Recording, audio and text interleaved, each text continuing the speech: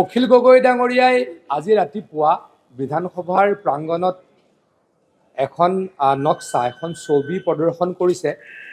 তাতে মুখ্যমন্ত্ৰী ডাঙৰীয়াক তেখেতে ধৃতৰাষ্ট্ৰ বুলি কৈছে।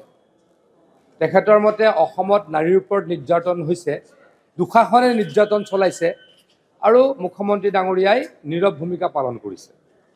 মই অসমৰ ৰাইজক ক'ব খোজোঁ যে মুখ্যমন্ত্ৰী ডাঙৰীয়াই নাৰীৰ সুৰক্ষাৰ কাৰণে কিমানখিনি কৰিছে আৰু তেখেতে অতি দৃঢ়ভাৱে নাৰীক যোনেই তাত হাত দিছে, নাৰীক ব্যৱহাৰ কৰিছে, মুখিমূৰ কৰিবলৈ অহৰহ প্ৰয়াস চলাইছে। মই এতিয়া এটা কথা ক'ব খোজোঁ, অসমত যিসকলে নাৰীক ধৰ্ষণ কৰে, নাৰীক দুৰ্ব্যৱহাৰ কৰে, নাৰীক অসন্মান নকৰে, মেক্সিমামেই হৈছে 90% হৈছে এটা বিশেষ সম্প্ৰদায়ৰ ব্যক্তি।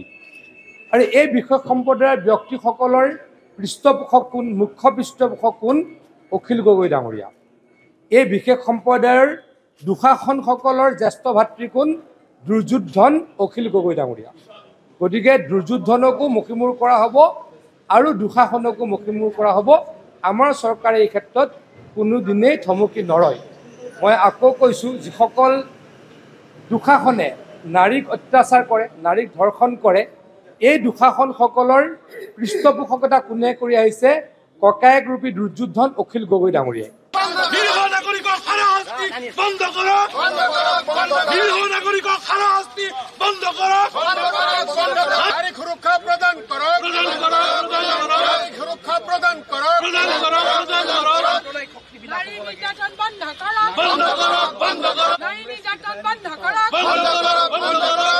Do not forget to like, share and subscribe to the Assam Tribune.